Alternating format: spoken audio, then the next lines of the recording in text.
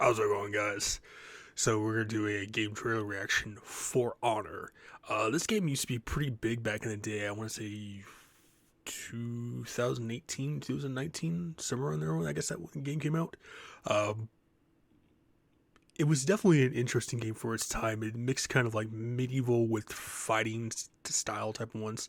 I'm pretty sure there's like different versions of a game like this, but For Honor is definitely one I can say has probably been the most popular one. Never really got into For Honor. I just didn't have any interest in it whatsoever. But apparently they're going 8 seasons, so it means this game came out in 2016 and it's called the Sword of Ashfield. So let's check this out.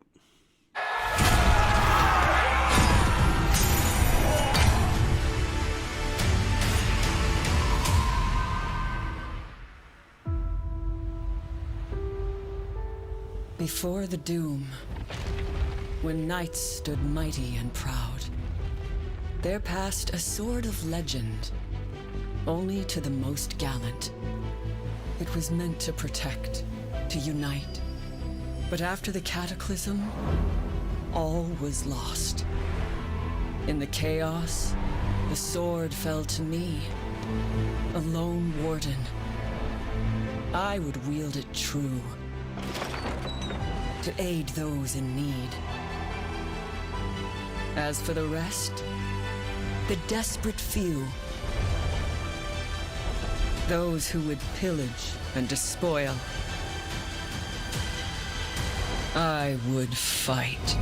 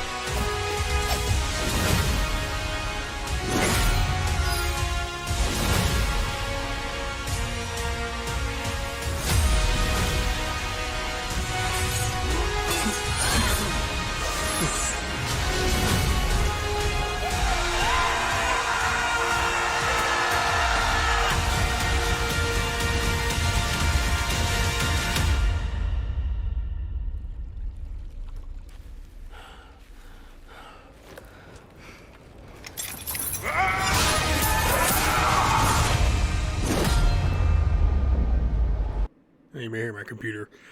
So if we're gonna go like as it shows the background of between a samurai, a knight, and a Viking, if these three were actually to fight, I'm gonna definitely put lots of money on the knight, strictly because the knights usually tend to have more heavy armor, you know, and that's gonna be their really strong defense. The thing with Vikings is that they usually tend to, as you can see in this one, hold battle axes and warhammers like that, but they're very light on their clothing just so they don't use as much stamina and endurance. Where the samurai tends to use more like heavy like thick leather type of armor. So in the end, if they were to knock out the Viking and it just came down between the knight and the samurai, the knight's going to win usually like 9 out of 10 of the time, 9 times out of 10. And the other one I wanted to talk about was let's see here. We can get all three of them in here.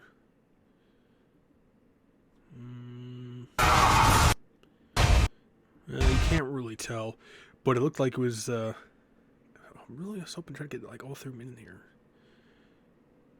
You have. I'm not exactly sure. It's definitely some form of Asian culture from the looks of it. I'm guessing some sort of